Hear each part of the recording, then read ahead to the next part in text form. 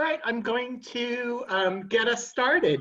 Welcome to Boswell Book Company's day 4,108 of us being in business, and Steven Wright, who is an associate professor at the UW-Madison Law School. He's the co-director of the Wisconsin Innocence Project, and he also teaches at the Creative Writing Program. His first novel is The Coyotes of Carthage, which has been winning rave reviews from critics, authors like John Grisham, and also tonight's conversation partner, Chris Lee, who's been hand selling it to everybody, including to me, and now I'm a huge fan as well. Chris is in our marketing and event department. He is our Twitter master, and he is a graduate of University of Pittsburgh's MFA program. He has several manuscripts in screenplays in the world. So I'm going to say, take it away, Chris. Several may be a stretch, but that's very kind, Dan. Thank you. Steven, welcome. I'm so glad to have you. Been really looking forward to this ever since we got to chat a little bit before for a print interview. So welcome. Thanks for having me. Yeah, absolutely. Really glad we're able to do this in some capacity here. The first thing I'll ask you to do is, will you give us just kind of the elevator pitch of the book and maybe read a page or two to give the audience kind of the flavor of your voice and everything? Just because I love the voice of this book from page one, I was hooked. So. Thank you very much. So first, thank you all for being here, and especially thanks to Boswell. I was really bummed because I think Boswell was the first indie store that I was going to visit on the tour, and therefore, I think the country started shutting down about 2 weeks before we were going to go to prime time. And you're so close, you're in Milwaukee, and so it was a little bit sort of frustrating. But thank you for all being here. The book follows Andre Ross, who is a former juvenile delinquent who, as an adult, is now a political consultant. He's run into a stretch of bad luck. His most recent campaign, he burnt some bridges. His brother is dying, and his fiance has left him for another man. And so when we meet him on page 3 or 4, we sort of know he's in a hole and that he's sort of got to get out. And so his boss gives him the opportunity to run what we call a grassroots dark money campaign in a rural town in South Carolina. And what that means is a grassroots dark money campaign is that a corporation, the multi-billion-dollar corporation, throws a lot of money at a local town to make it look like the election is natural or organic coming from that community. And so the book follows the 12 or 13 weeks that take place while he's campaigning in that town and the people he meets and becomes friends with. And so I'm going to just read from the opening chapter. I should give a little bit of a disclaimer. I have not been reading my friends have advised me not to pay too closely to the Goodreads reviews. But my sister highlighted one and sent it to me, and it was a 1-star rating. And I'll be honest, it is the best review I've gotten because it is absolutely true. The reader said, I heard a lot of good things about this book. It got a good write-up in the Washington Post, but nobody told me that it had the F word in it that much. And I'll also be perfectly honest, when I read this for a group of my mother's church's friends, I specifically sort of censored it. So you may see me flip up every once in a while in terms of the reading, but I'm probably going to use some words that perhaps some of you weren't expecting. So, fair enough. When we have you for the paperback, we'll put up the language warning sign. Exactly. We'll do the woo. The Coyotes of Carthage, chapter 1. Andre marvels watching a kid, a stranger of maybe 16, pinch another wallet. This lift makes the kids fit, at least that Andre's seen this morning. 2 on the train, 2 on the underground platform, and now this one on the jam-packed escalator that climbs towards the surface. There, right there, the kid picks up another wallet, his 6th, with the practiced grace of a ballerino, this time the mark, some corporate chump, probably a lobbyist with slicked back hair and a shit-eating grin. No one suspects a thing, and why should they? This kid blends in, looks like a prep school student, and who knows, perhaps he is. his aesthetic complete with a book bag, khakis, and a dog-eared copy of de Tocqueville tucked beneath his arm. The kid reminds Andre of himself at that age, lean, hungry, still eyes with smooth skin, but Andre concedes that he has never possessed this kid's talent. Above ground, the kid disappears into the big city bustle, and Andre thinks, good for you, little man, go in peace. For sure, the kid has plenty of places to hide. Northwest this morning is a mess, snowy, busy, noisy, the perfect urban jungle in which to flee. Andre works around the corner, and a lifetime ago, his family made a home inside a boarded up rat hole 6 blocks over. Andre has, in fact, lived in the district his entire life, 35 years, save a stint across the river, 2 years in juvie for a grip gone bad on a nearby street. 17 years ago, when he left Kitty Correctional, he never imagined he'd work on K Street or that he'd own a walk-in closet full of 3-piece suits. And the sudden realization that he might lose it all cut like shards of glass crushed into the lining of his stomach. He trudges a path through wet snow. Last night's blizzard has caused panic in DC. The streets, slick with black ice, prove too difficult for all but yellow cab. He wishes he'd taken a different route, perhaps down L Street, where hobos toss dice and the high-rises don't funnel the cold. He's tired of freezing winters, tired of cold that blisters his fingertips, tired of crowds and congestion and construction. If he loses his job today, and he's pretty sure he will, he'll move across the country, someplace with palm trees, someplace where no one bothers to vote. Okay. Thank you. Fantastic. I love this book. I think, first of all, it's so funny. That opening scene is great to me. Just sitting there watching the kids steal wallets. It's fantastic. And we talked about this a little in the printer interview, and so I'm going to softball you for the first one. The book, it's so funny. You're dealing with some really serious themes, and I do want to talk about those throughout the book.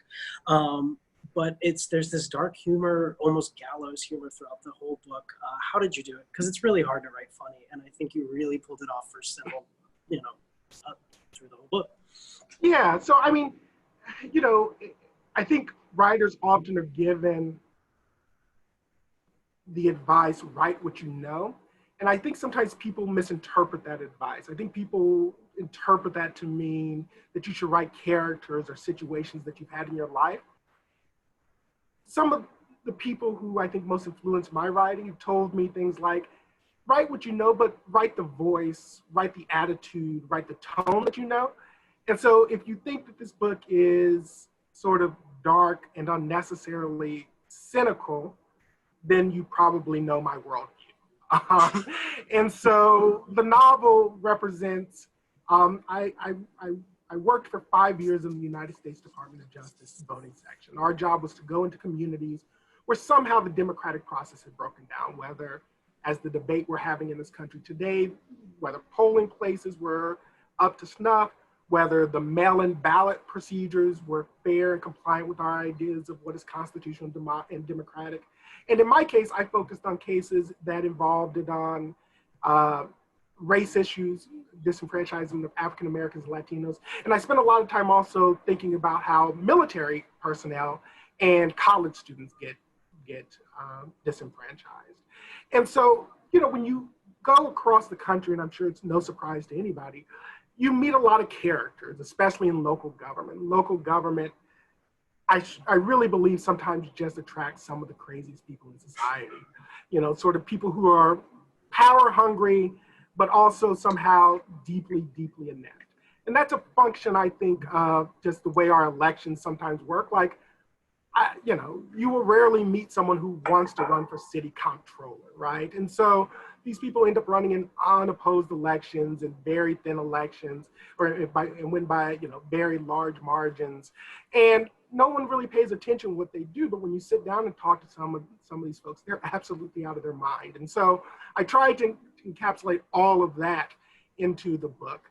The first time somebody called it a satire, it's actually sort of struck me. Because in all honesty, I wasn't trying to be funny. I was just trying to show the absurdity of the world we live in. And then, my editor was like, no, satire, let's go with it. So that's that's I think how the tone sort of evolved. The tone and the humor sort of evolved. So that goes in a whole bunch of different directions. Oh gosh, I have so many questions. Speaking of eccentric characters and everything like that, and then I also want to touch on the cynicism you talked about. But speaking of just quickly eccentric characters, Duke Boshere's character in the book, do you want to maybe introduce him just a little bit? Because I think when we talked earlier, he's this fantastic character. You know, Duke Boshere's is sort of written in a way that you're supposed to not like him. I mean, in some ways, Duke, I met a lot of people who were like Duke Boshere's. In the book, Duke Boshere's is a local businessman who is at least perceived to be very successful, although he's sort of running his business into the ground. And I should say just a couple things because I know where people's minds are going. I started writing this in 2014, long before we had other examples of this in our society, right? And so, you know, Duke, dissatisfied with his business career, decides he's going to start getting more and more involved in politics, and he keeps losing. And so when I worked at the DOJ, if you have a problem in your local elections, you can actually call up the United States Department of Justice and talk to a trial attorney who's trained in the laws of your states. And so you would often get, you know, these candidates like Duke who would call up and who just couldn't believe that they lost, right? They're like, every person I know said they voted for me, or, you know, I spent so much money and I was just so much smarter. And in the South, obviously, that ends up taking on a little bit more of a strange dynamic because it inevitably ends up being primarily white men who lose either to women or to racial minorities. And they just can't fathom that, you know, their community failed to check the box by their name. And so, you know, I thought it was important to have a Duke character because, you know, one, he's just sort of fun to write. But also, you know, I think he is oftentimes a presence that we see in many parts of state, local, and federal politics. Mm-hmm. Yeah. Well, speaking of that, let me ask this is my only super long-winded question, I promise. Sure. Yeah, let me ask about that. Kind of the big idea of the book is really all the ways that Dres, throughout the whole thing, is trying to get this small town, tiny town in South Carolina to vote absolutely directly against their own best interests. And obviously, we talked about this, kind of touched on this before we started, but, you know, the Citizens United decision plays into this. He's given $250,000, which, you know, to me, that's a lot of money. To him, he treats it like it's chump change, which kind of speaks to how much money is going into these dark money campaigns. And then he also is trying to disguise a land grab as this, it's a righteous fight for faith and liberty. But he's not sure if that's enough. So then he's also tacks on an attack on a local bureaucrat, her salary, starts a disinformation campaign. Kind of, to me, it speaks to this preying upon that really classic American fear of a competent woman who's in charge.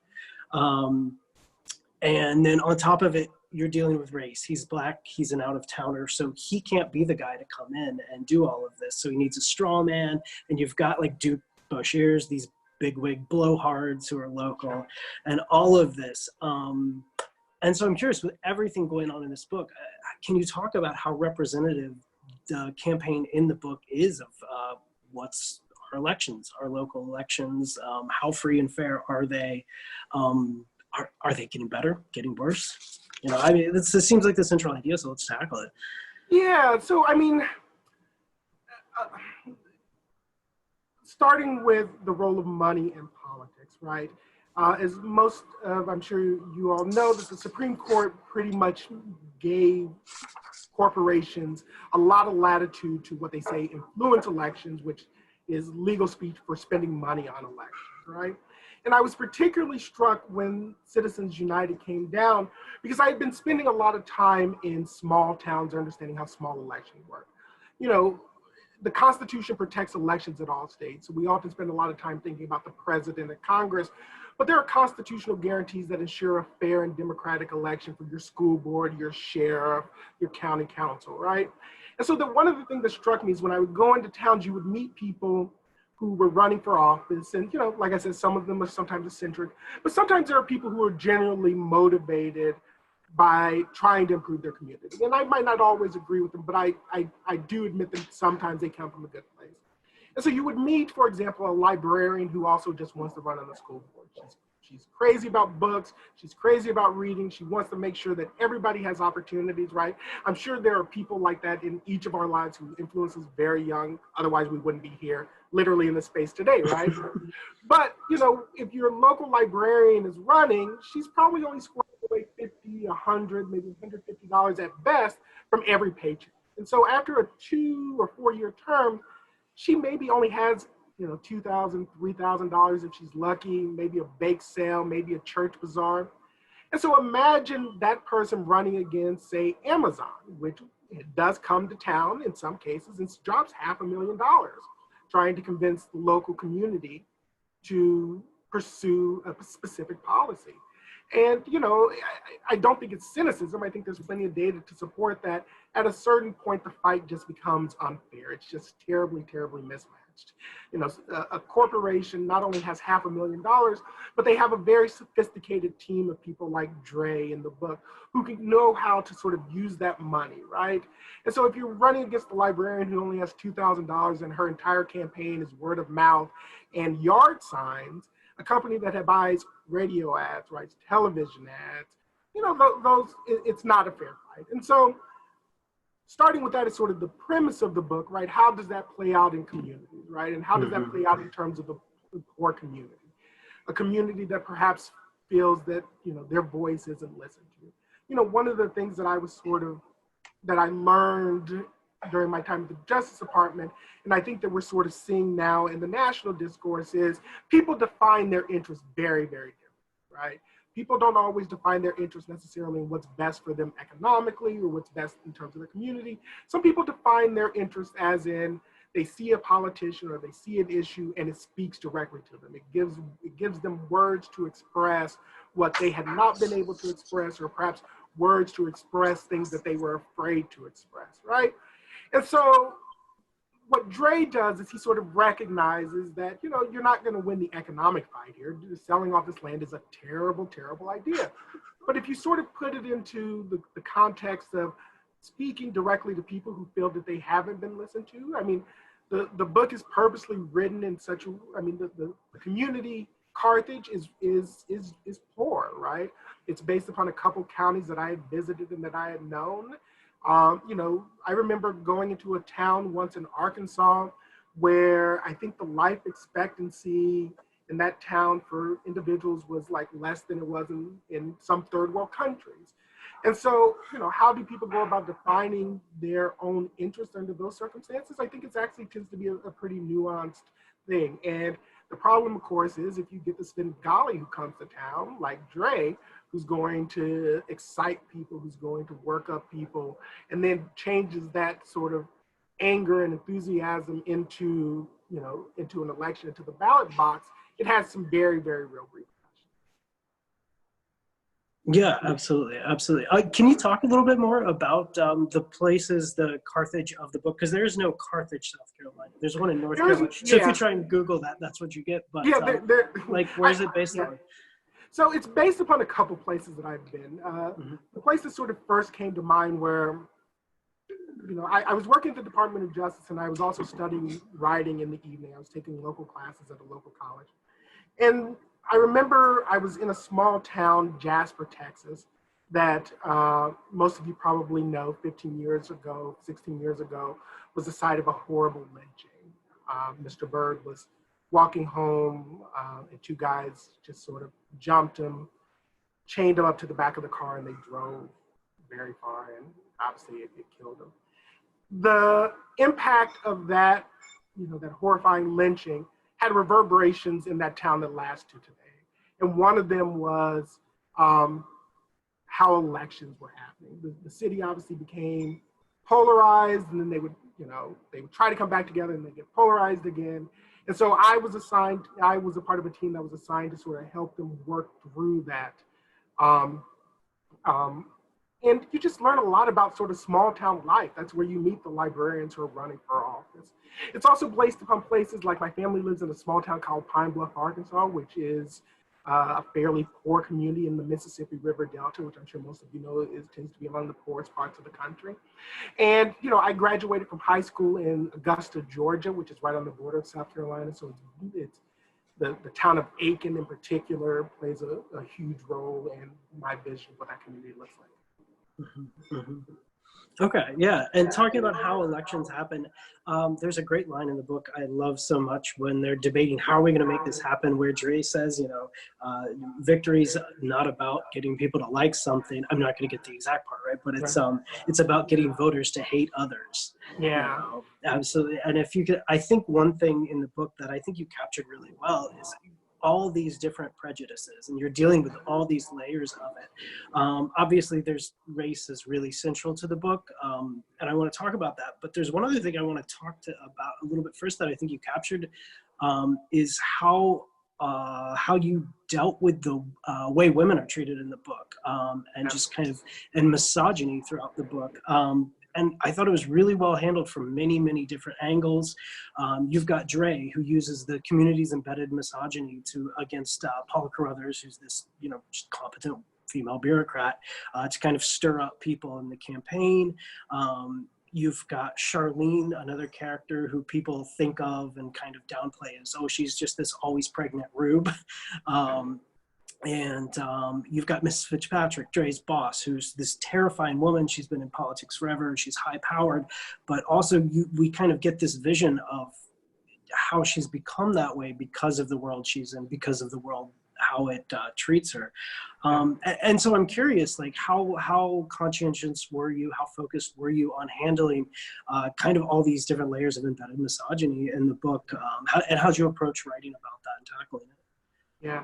So, I mean, that too was something born out of my experience. And once again, I should say I started writing this before 2016.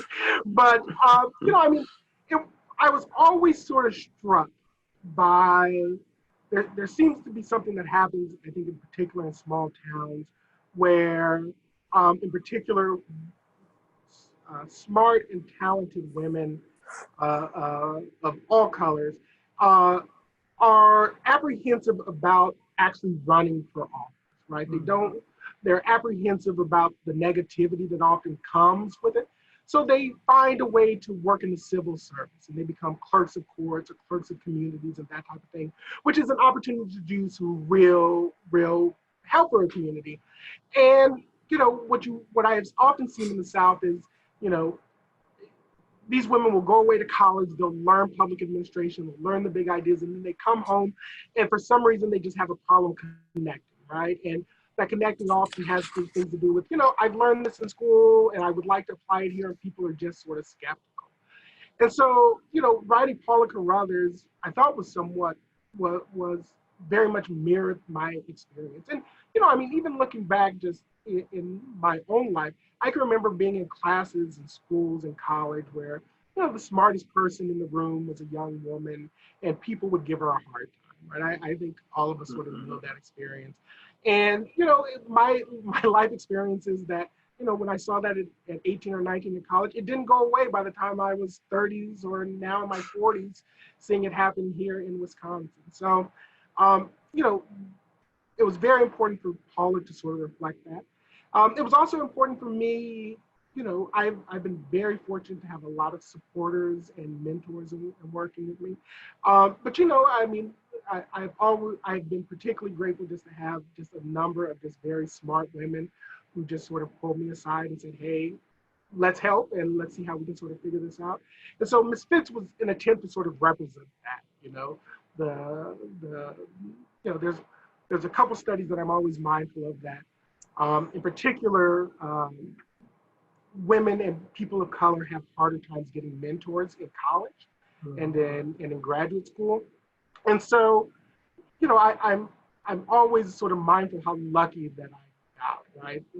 I'm always sort of mindful that it's sometimes the duty of people of color and women to help other people of color and women in order to sort of get past so many of the cultural and institutional barriers in the country.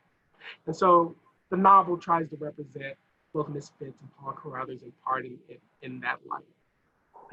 I think it represents them very well. Absolutely, yeah. Speaking of women and mentors, we were talking a little bit before, and actually, you had a woman who was mentoring you about the title of the book. You were telling me a quick story. Do you want to share that? Sure. So first, let me say I'm just not very good at titles at all, and so this title was actually suggested by my agent, and I actually liked it a great deal. But you know, the book took about 4 years to write. In the first 2 years, the book was under the title "The Guardian of Ancient Values," which I thought was a very, very cool title. The book is inspired by a Supreme Court case, Citizens United, and you know that's where the majority sort of comes up with the famous phrase, uh, uh, "corporations are people," and the dissent there really objects to that idea. And it's sort of mocking the majority when it says, you know what, you claim that, you know, people or corporations is a long part of this nation's history, but you're just making it up. You're not the guardian of our ancient values. And so I really like that. And so I had that under my hat, and then I shared it with my friend and mentor, Lorrie Moore, and I said, I'm really excited about the Guardian of Ancient Values. And she just looked at me and said, no. And so, you know, after that, I sort of felt really, really bad about it. And then I was like going to try it again, and I went to some other people. But then the movie The Guardian of the Galaxies came out, and everybody was like, they'll think it's a Guardian of the Galaxy book. And so, you know, I sort of felt like the fates lined against when someone you love and you respect, and like I said, has been a huge part of your life, says no. And then everyone says they're going to think it's going to be a science fiction comic book based upon the title. You just have to give in. But, you know, I'm hoping 10 years from now, I'm going to write another novel, and that will be it. So that's the glory of short stories, actually. You can use the titles that you weren't going to use, and nobody gives you a hard time. I like that. I like that. Yeah. I think any writer, too, would think, you know, Lorrie Moore is big enough. She can bend the universe to her will in that way. Exactly. For sure. Yes. Absolutely. So. For sure. So yeah, so we've tiptoed around it or talked about it. Let's talk about Dres. You know, he's the main character in this book. He's fantastic. I love him. I love his voice. Just being close to him. And I really think, to me, he's the heartbeat of this book. His story. And you talked a little bit before, and it was actually a question, I have it right here, is about his cynicism throughout, you know. And clearly, I think we have a vague idea where some of that might have come from. But I think it's really fascinating because, like, he knows what he's doing is not the morally good thing, right? But he's also knows, like, it's maybe the only way he can keep his career on track vaguely here. But at the same time, too, like, he's looking for something. He's looking for some sort of redemption. And it seems like he's very reluctant even then because he's very cynical from his own experience. He's a young Black man who's been through the system and everything. He's really cynical about, like, even his own chances of, even if I do change. So how did you balance that, this hope and cynicism? Because to me, there's a really strong redemption story in the book. It's not perfect by any means, you know, what happens, but how did you balance that? How did you deal with that? So, you know, Dre is sort of interesting. So I worked at the U.S. Department of Justice for about 5 years, and then I decided to leave to become a writer. And so I was fortunate enough to get into the University of Wisconsin's MFA program. And, you know, it's a great program in the sense, like, you have great teachers and great mentors, but you also have a lot of time to write, and I would argue perhaps too much time. And so I came from a family where public service was very important. My father's a veteran. My mother, you know, works with poor children of color. And so I had enough time on my hands here where I decided that I would start being a criminal appellate lawyer.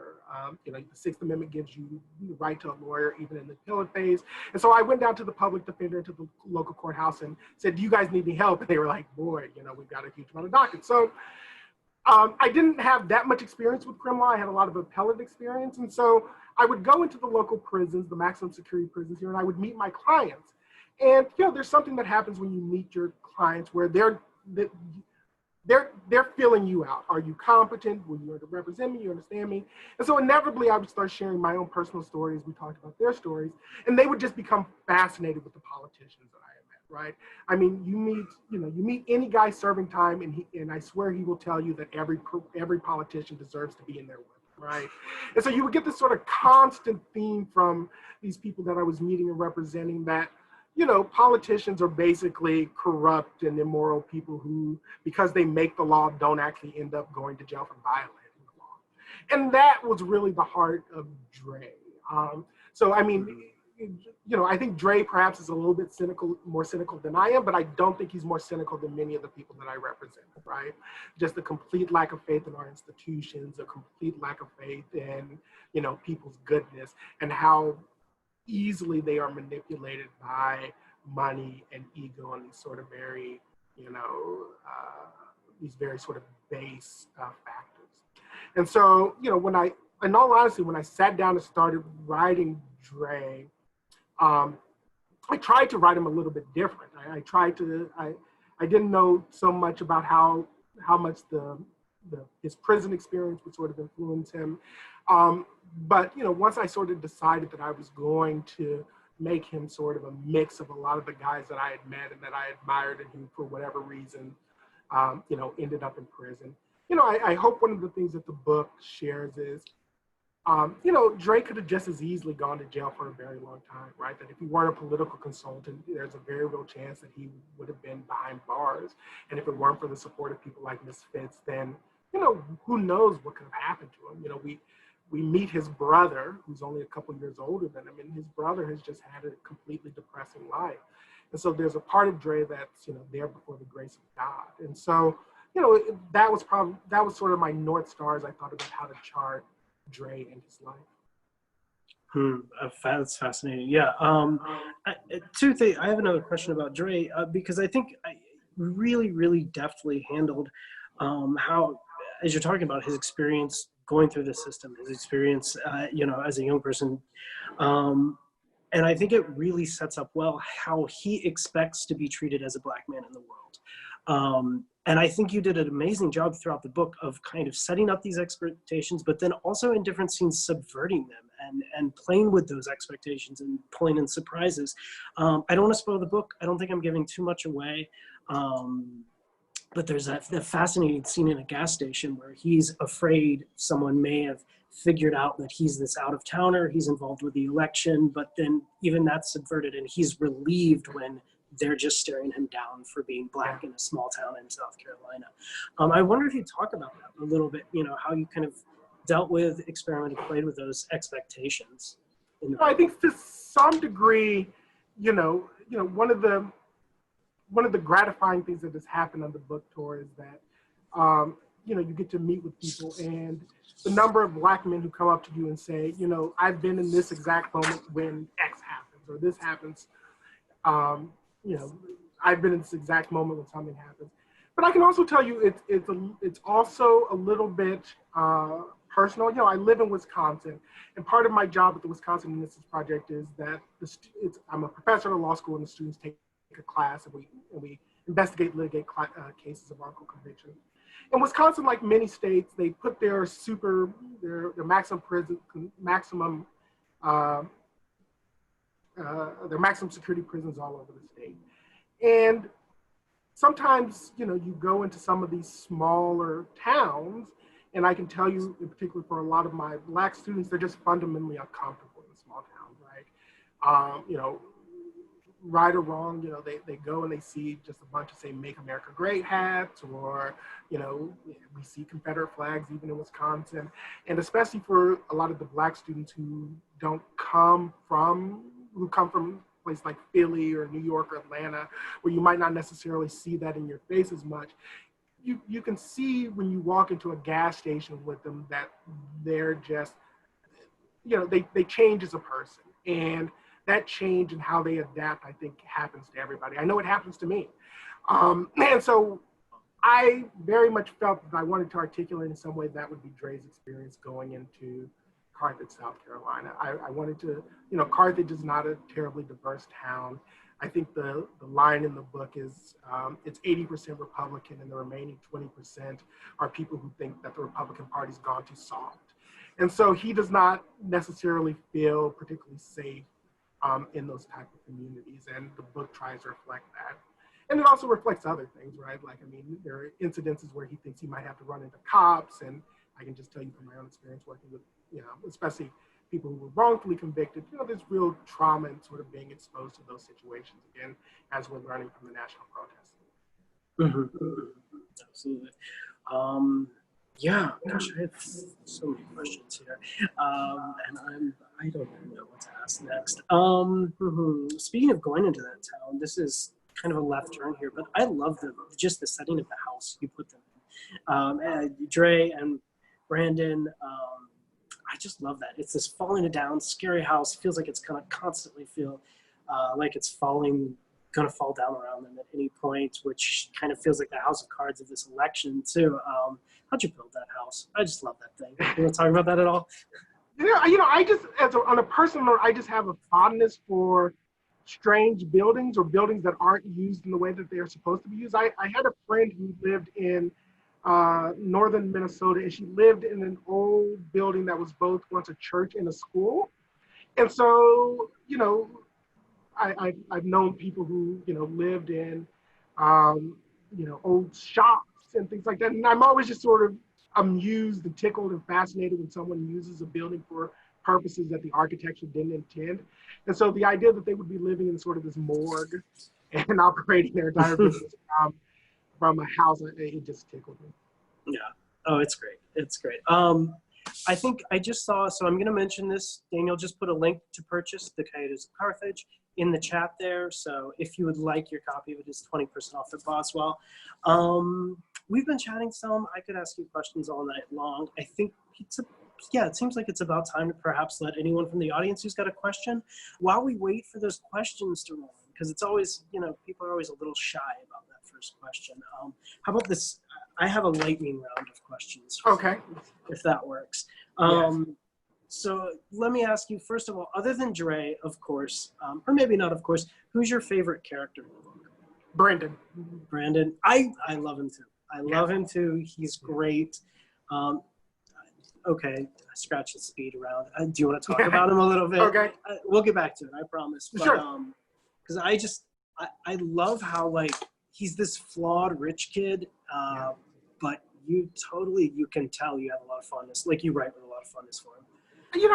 Brendan is also one of those Brendan, I've been perfectly, so I teach at the University of Wisconsin. I teach criminal law, which is normally a 30-person class, and I teach at the Wisconsin Innocence Project, which is between 6 and 12 students every year. And you get to know the students really, really well. Like, they spend like 40 hours a week during the summer. You spend a lot of time in cars, investigating, going to prisons.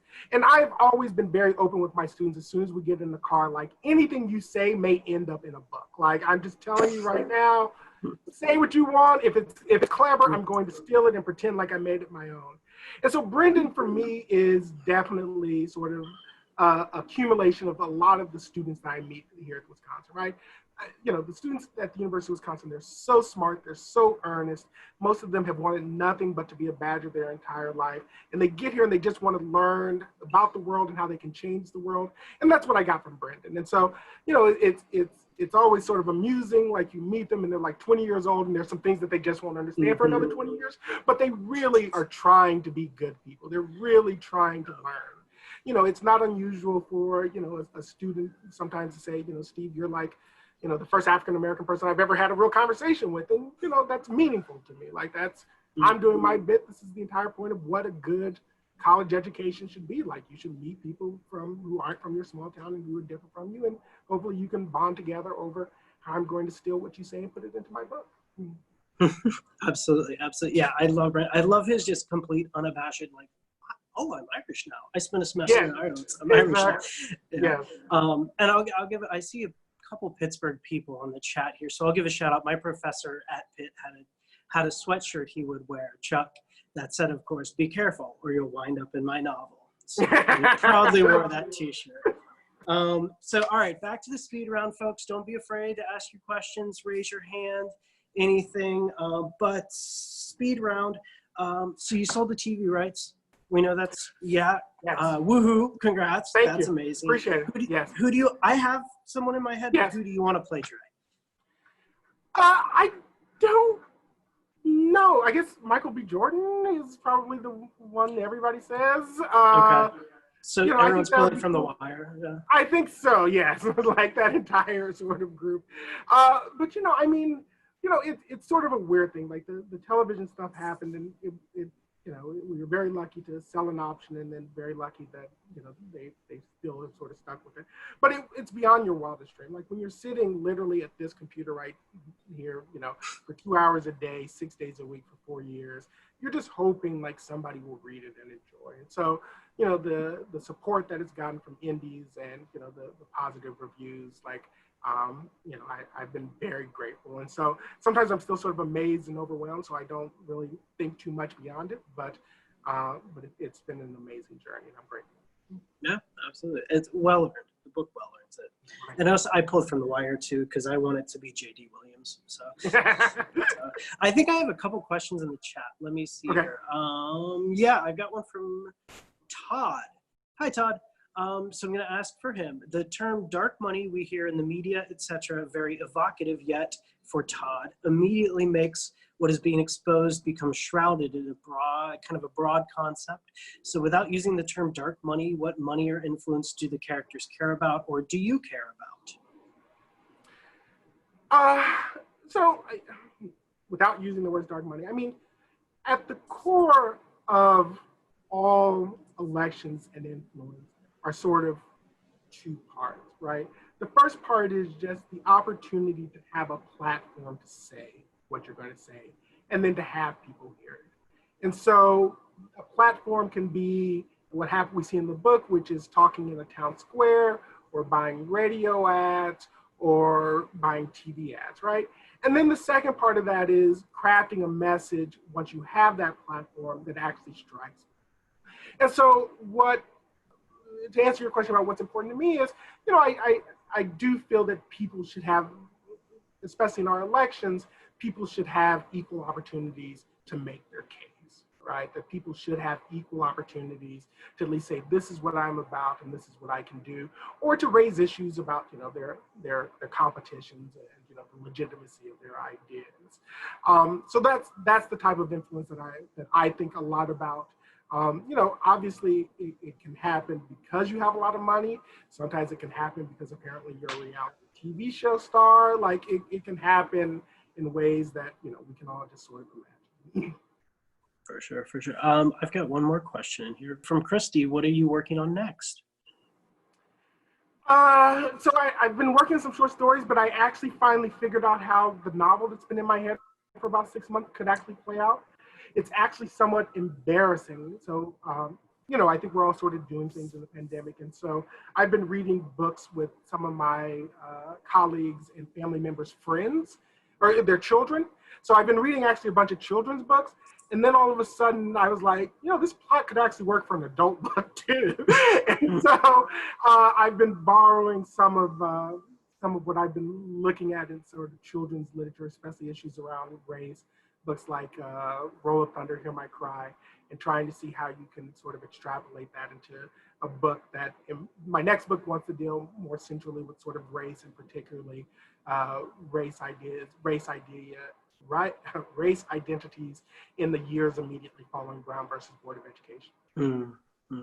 Let's see, here we go. Okay, so we've got one. I'm gonna, like I say, I don't want to spoil the book for anybody who hasn't read it yet. I mean, it's been out for a little while, but the ending is a little, how do I put this? It may not be for anyone who likes every thread tied up, may not. So how did you decide to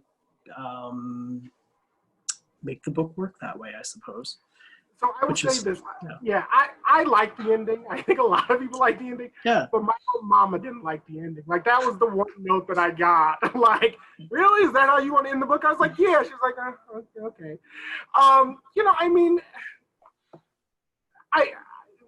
I think there's a couple things going on with the ending, right? First and foremost, the plot of the book takes place over 13 weeks, right? And takes over the election. I'm always sort of troubled when I think it sometimes is very, very difficult to write a character that has so many things going on and tying them up in a way that's going to satisfy everybody, right?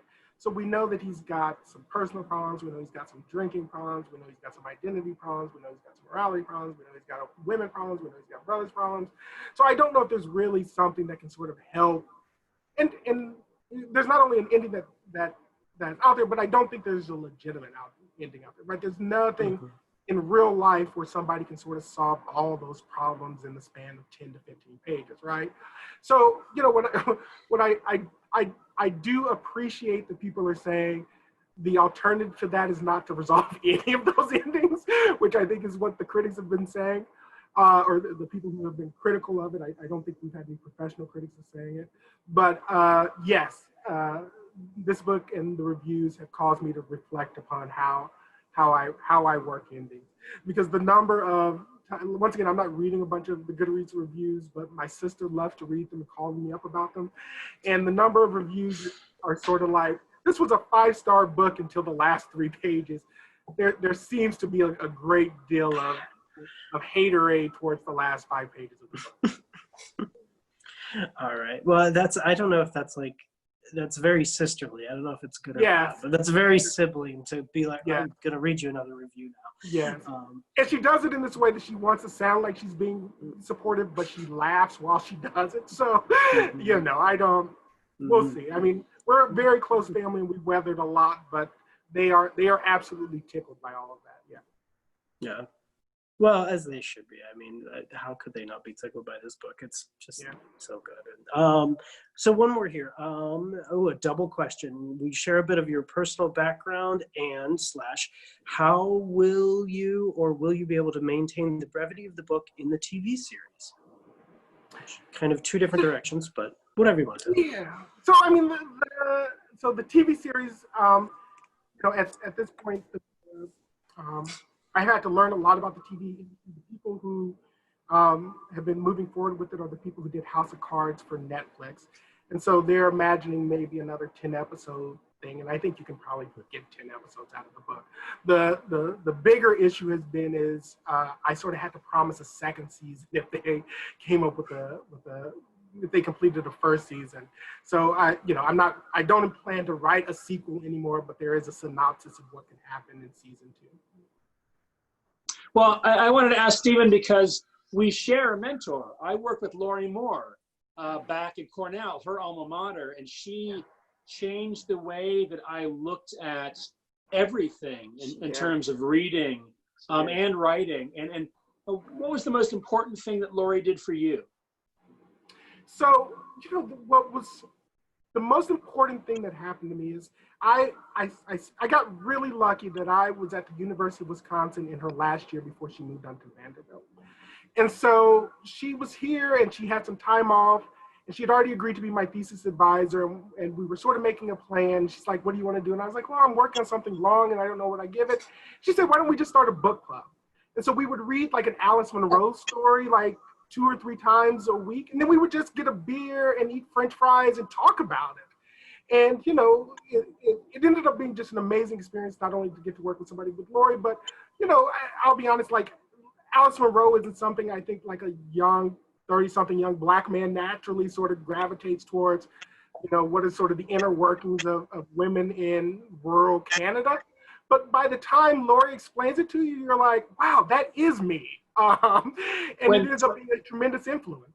When we were at Cornell, she was giving us John Updike and Joyce Carol Oates and Richard Yates. And we were like, why in the world would I be interested in anything that these boring, mainstream white people are writing? Why would I bother to care? And 2 weeks later, it had changed the way I saw the whole world. Right. And I mean, I had the same experience. And then all of a sudden you're trying to write like these people, right? Like you're like, oh, I get the magic. Maybe I can replicate that, which only ends up being more frustrating when you can't, right? What, Alice Munro? Exactly. Alice Munro? You can't catch up to Alice Munro. Why even bother? No one can. Exactly. So where's my Nobel? So, you know, I mean, it ended up just being an amazing experience. I mean, you know, like I said, working with you and working with so many, like there's, you know, sometimes I think people are so eager to get like they're writing in front of very skilled and professional people. But in my experience, the real benefit is just being quiet and listening to a really smart person talk, right? And you can often get more from that than you can from, you know, whether somebody crosses out some lines in your manuscript. Sure, for sure. Well, thank you. And I thank you, sir. Hey, congratulations. Well done. Thank you. I appreciate it. Very excited. Thank you. want to give out a shout out to Stuart Onan, who was incredibly supportive. So I will be honest, I don't think Stuart even knows this. I took a class with Stuart because I stalked him. You know, there was a period when I started working at the Wisconsin Innocence Project. You know, it was a hard transition going from the MFA program to being sort of like a full-time lawyer again in writing. And so I really wanted to continue to read, and I really wanted to practice. And I think by chance I came by last night at the Lobster, and I hadn't read it before, and it just sort of was like, God, I've got to find and meet this man. And, you know, it's an amazing experience where you get to meet your heroes, and they end up being as kind and nice people. And he wrote a very generous blurb. And, you know, once again, you know, what I'm always sort of amazed by, and you don't really sort of know this until you sort of get in and you write a book, is, you know, the writing and book community is just ridiculously supportive. You know, the number of indies, or you meet people on the road at SIVA or Heartland, or you get great opportunities to work with Stuart or Laura Lippman, and it, you know, it's sort of that fantasy that, you know, you just can't imagine until it happens. So thank you. Okay, I'm jumping back now. I'll admit I still read John Updike. But yeah, so and so do I. And sorry, just to also make clear, you know, the book is a is a present tense narrative of an anti-hero, right? And you can't have that book without Rabbit. You can't have that book without Wolf Hall, right? Like, you know, I remember the first time that I read Rabbit. And I was really young in college, but I knew it was sort of something special. And then I reread it like maybe 5-6 years ago. And, you know, that voice and that ability to just sort of take you with a character, you know, Updike does this thing in the first quarter of Rabbit where literally it's just a guy in a car driving, and then he turns around and drives back. And I swear to God, it's the most fascinating thing I've ever read. And, you know, it just has this sort of movement and this sort of speed and this sort of interiority and this sort of cleverness. And, you know, between that and, like I said, you know, Wolf Hall, I think those two books were the books that made me decide to make this book a present tense a narrative. Okay, fascinating. Yeah. So quickly, we're running up on 8 o'clock here. So, but quickly, anything else you're reading? Anything else new you're really excited about? We're booksellers. We want to know. Yeah, so I'm reading a lot. Like I said, I just finished the third Wolf Hall book, Bringing Up the Bodies. I've been reading a lot of short stories and short fiction. I got a copy of the, I guess, 2019 Best American Mysteries and some of the other stuff. And I was at my local indie the other day signing books, and I just said, give me a pile of books. So we just talked, and then they said, what do you recommend? And I said, I don't know. I got nothing but time, and we sort of happened. I will say, you know, the one thing that the pandemic has done to me is that it's changed how I read, in that it's very difficult for me to concentrate on one narrative for longer than maybe 2 days. So I'm reading a lot more thinner books, which I know is the absolute worst way to pick a book. But if it has a good blurb and it's like a thin book or a novella, then I'm all over it. So I've probably read more novellas in the past 3 months than I probably have in my entire life. So. Oh, very cool, very cool. Well, I see the new Otessa Moshfegh in there as well. Yes, I'm very excited about that. I love it. I love it. It's great. It's one of my favorites. Also, as is, let me plug one more time, The Coyotes of Carthage. It really is. This is one of my favorite books of the year. It's absolutely fantastic. Just wonderful. The link's in the comments there if you want to click on it. Thank you all for coming. Steven, thank you so much for taking the time to talk to me tonight. This has been just an absolute pleasure. Thank you very much. And I look forward to being able to do it in person eventually. Yes, absolutely. Can't wait. Daniel, do you want to say a quick goodbye to everyone? Goodbye, everyone. Thank you, Steven Wright. I can't tell you how much we love this book.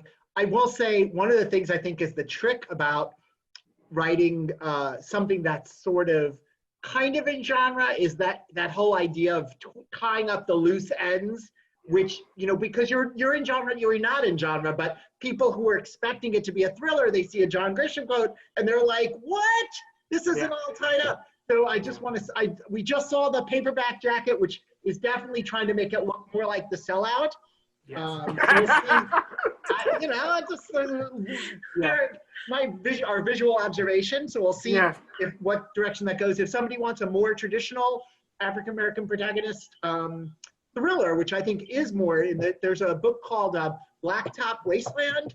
We're going to be hosting Sean Cosby or S.A. Cosby in August. So, and that's, I think, I haven't finished the book yet, but I'm pretty sure it's going to be a little more tied up.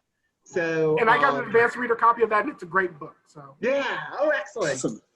Hey, no, I was like, ooh, maybe we could do the conversation, but I think I already got somebody. But I would love that because I could listen to you talk about anything. So well, thank you, I appreciate it, and thank you all for showing up. I really do appreciate it. I would like to second that. Thank you all for coming. Thank you to Chris for doing a wonderful conversation. But thanks to everyone there. We wouldn't have a bookstore, virtual or otherwise, without you, and hope to see you at another event.